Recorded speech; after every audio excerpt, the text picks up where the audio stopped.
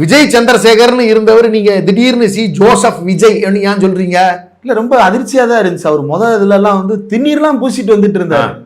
அப்ப ஒரு டிபேட்ல ஜோசப் விஜயன் சொன்னதுக்கு எல்லா பேரும் எப்படி நீ அவரை கிறிஸ்டின் என்று சொல்லலாம், அவர் ஒரு பொது தலைவர் என்னை பிடிச்சு பாஞ்சாங்க. இப்ப அவர் வேற மாதிரி மாத்திட்டாரு.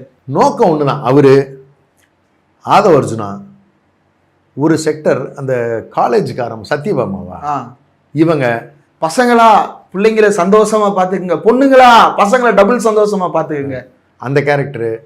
இப்படி அந்த சமூகத்தில் இருக்கிற பணம் வச்சிருக்கக்கூடிய பெரும் பங்களிப்பாளர்கள். நீங்க மார்ட்டின் எடுத்துக்கோங்க, அவங்களுடைய பங்களிப்பு இருக்கு. நடிக்கலாம், அவங்க பையன் கட்சி ஆரம்பிச்சு சண்டை போடுற மாதிரி 3 பேரும் 3 கட்சியில் இருந்துக்கிட்டு ஊரை ஏமாத்துற வேலையெல்லாம் வேணாம்.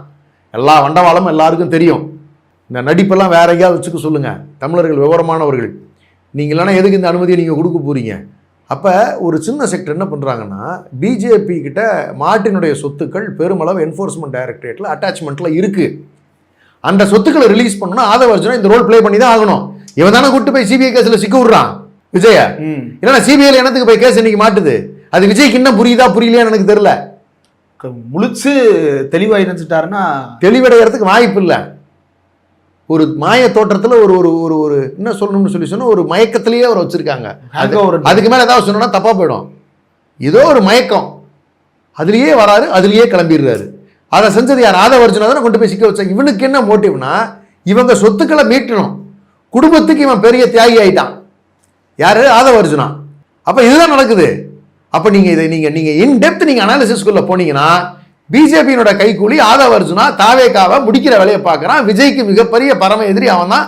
அவன் சொல்றது அங்கே எடுபடுது, வேற வழி கிடையாது. டெல்லியில போகும்போது சிபிஐல உட்காந்து என்ன விசாரணை நடந்திருக்குன்னு நினைக்கிறீங்களா? இங்க பாரு, உனக்கு ரோல் இதுதான், உன்னால முடிஞ்சது, உன் கேஸ்ல உன்னை காப்பாற்றி வரோம், படம் ரிலீஸ்லாம் அப்புறம் பார்த்துக்கலாம்.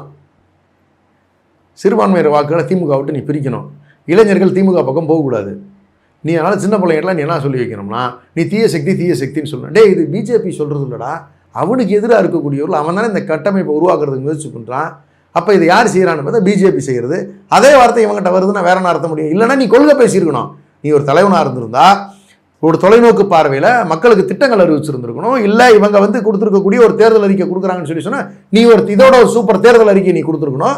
அப்படின்னா அந்த இளைஞர்களை நீ திட்டமிட்டு நீங்கள் ஒரு நல்ல வழிகாட்டுதல் பேரில் நீங்கள் கூட்டிகிட்டு போகிறீங்க நம்ம சொல்லலாம். அதெல்லாம் எதுவுமே இல்லாமல் பார்த்து படிக்கிறதுங்கிறது அங்கிருந்து வந்த மெயில். இல்ல சிபிஐல அப்பவே கொடுத்து விட்டதை திரும்ப மடிச்சு வச்சு பேக்கில் எடுத்துட்டு வந்து இங்க வச்சு படிச்சுக்கிட்டு இருக்காரான்னு தெரியல. அது he is driven by BJP.